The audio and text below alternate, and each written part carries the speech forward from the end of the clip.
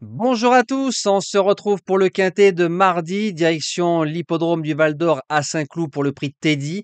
Quintet qui va se disputer en Réunion 1, course 1, départ 13h55, 1400 mètres, du gazon, 16 partants, terrain collant 4,2 annoncé par France Gallo et ça reste un handicap très ouvert au papier comme bien souvent. Merci aux personnes qui like, je me répète tous les jours, hein, c'est sympa de donner beaucoup de force à la chaîne YouTube. On vise les 1500 likes par vidéo, je pense qu'au fur et à mesure du temps, ça va être possible en touchant un maximum de personnes. N'oubliez pas que de s'abonner, c'est gratuit et ça vous permet d'être au courant dès la mise en ligne de la vidéo. On va retrouver les résultats de la journée d'hier. Vendredi 7 mars, du côté d'Anguin, dans le quintet, on est premier, quatrième, cinquième. Mais la base gagnante s'impose pour la deuxième fois consécutivement après American Glory, jeudi à 5,50. Vendredi soir, Playboy de rêve à 8,20 € s'impose de bout en bout. Ça, c'est nickel pour ceux qui font des simples. Le course par course a été très bon. On fait un 6 sur 8 au niveau des jeux simples, trio, pique 5, couplet. Bref, une soirée plutôt bonne, voire très bonne sur le plateau de Soisy. Allez, c'est parti pour la base gagnante. Qui a peur est un peu heureux. Le numéro 3, Lanzo Gold, malgré sa corde de numéro 14. Je m'explique, le cheval a gagné facilement un quintet pour sa rentrée. Derrière, il a répété avec un très mauvais parcours avec la surcharge. À Saint-Cloud, 2 sur 2, mais sur le mile. Revenir 1400 ne va pas le déranger. Si Antonio Orani arrive à le démarrer, Lanzo Gold, je pense, peut remporter un deuxième événement. En deuxième base, le 14 Aversa qui a fait deuxième du quintet de référence. Faut se rappeler qu'en 2024, la jument face aux seules femelles, certes, gagnait quintet en 35 et en 38.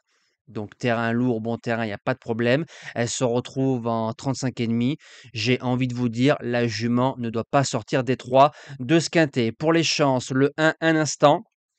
Excepté ses 2 premières courses en début de carrière, derrière c'est 12 sur 12, 10 fois dans des courses à conditions et 2 fois dans des handicaps. Premier quintet, terrain distance, il y a pas de problème, vient de mettre de longueur à Scarface et ayant battu un certain Abedras. Au papier, il y a le papier. En 4e position, le 2 Tumbler a enfin gagné son quintet plus très facilement.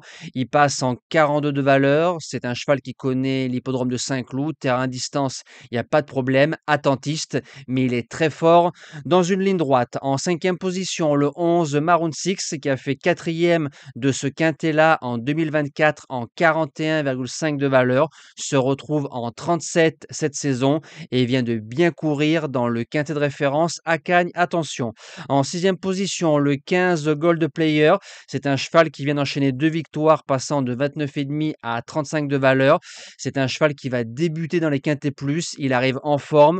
S'il s'adapte au niveau des quintets, c'est une belle chance pour les places. En 7e position, le 5, l'Anaken, qui va faire sa rentrée.